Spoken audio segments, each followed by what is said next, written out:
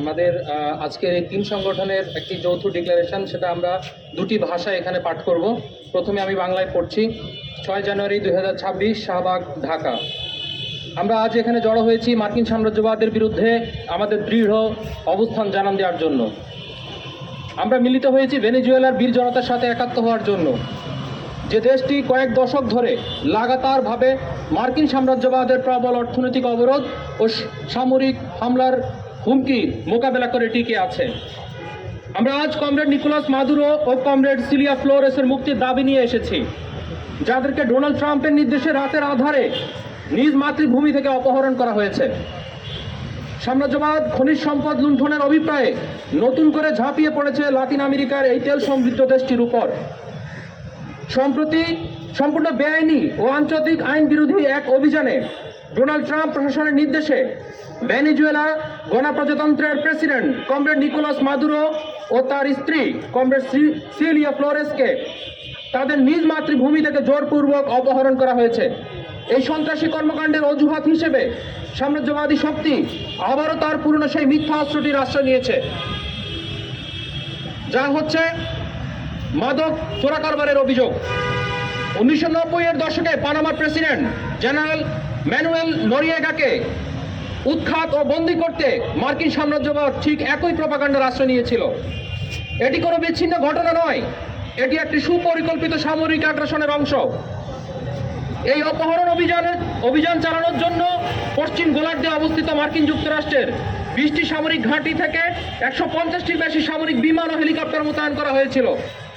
এই বিশাল সামরিক শক্তি প্রদর্শনী প্রমাণ করে এটি একটি রাষ্ট্রীয় সন্ত্রাসবাদী অভিযান। এছাড়া ভেনেজুয়েলার সমুদ্র সীমাকে এখন ঘিরে রেখেছে মার্কিন নৌবাহিনীর রণতরী সমূহ, যারা শুধু ভেনেজুয়েলাই নয়, প্রতিবেশী কিউবা ও কলম্বিয়া সরকারকে প্রকাশ্যে হুমকি দিচ্ছে প্রতিনিয়ত।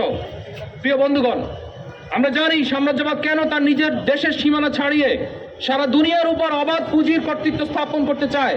কেবল বাজার দখলই নয়, বরং সারা পৃথিবীতে ছড়িয়ে ছিটিয়ে থাকা প্রাকৃতিক সম্পদ লুণ্ঠনে সাম্রাজ্যবাদ তার সর্বশক্তি নিয়োগ করে থাকে। বাজার দখলের জন্য সে আন্তর্জাতিক আইন ও বিভিন্ন বৈশ্বিক সংস্থাকে ব্যবহার করে।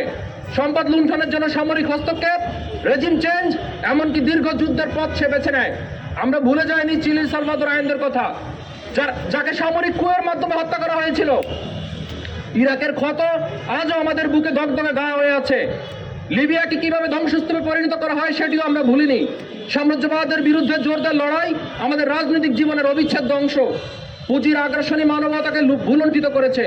আমরা আছি কিউবার পাশে, আমরা ছিলাম ভিয়েতনামের জনগণের প্রতিরোধের পাশে, আমরা লাতিন আমেরিকার প্রতিটি সংগ্রামের সাথে একাত্ম বোধ করি। আমরা সবসময় ফিলিস্তিনের জনগণের মুক্তির জন্য সোচ্চার। বন্ধুগণ, আজ এই সমবেত অবস্থান থেকে আমরা বলিষ্ঠ কণ্ঠে দাবি তুলতে চাই, অবিলম্বে প্রেসিডেন্ট মাদুরো ও কমরেড সিলিয়া ফ্লোরেসকে সসম্মানে ভেনেজুয়েলার জনগণের মাঝে ফিরিয়ে দিতে হবে এবং লাতিন আমেরিকার আর কোনো দেশে হস্তক্ষেপ করা থেকে ডোনাল্ড ট্রাম্পকে বিরত থাকতে হবে। বাংলাদেশের অন্তর্বর্তীকালীন সরকারকে এই দাবিতে জোরালো অবস্থান ব্যক্ত করতে হবে।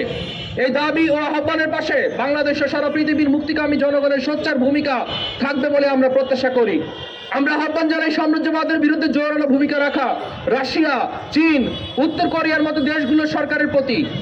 তারা যেন আন্তর্জাতিক পরিমণ্ডলে সাম্রাজ্যবাদকে মোকাবেলায় আরো জোরদার ও কার্যকর ভূমিকা পালনের মাধ্যমে পৃথিবীকে বাসযোগ্য করে তোলায় নেতৃত্ব দেয়।